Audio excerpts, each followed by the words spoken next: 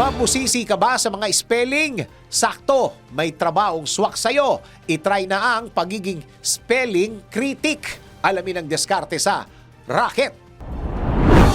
Alamin ang mga bagong paraan kung paano kumita sa panahon ngayon. Nang legal ha, eto na ang Racket.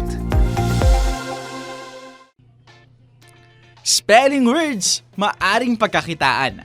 Isa ka rin ba sa mga nag-iisip ng mga pwedeng pagkakitaan? Kung mahilig ka magbasa sa dictionary o kaya magbasa ng mga libro, subukan ang pagiging spelling critic. Ang pagkita ng pera, pasimplihin natin sa Racket.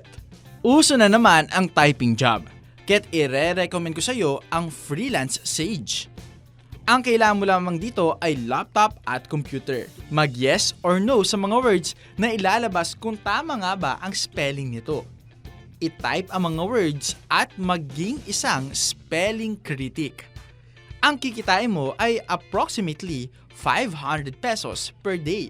Di ba kumita ka na? Natuto ka pa ng vocabulary. Kaya kung may free time ka, itry mo na. Sabi nga, di ba, hindi napupulot ang pera.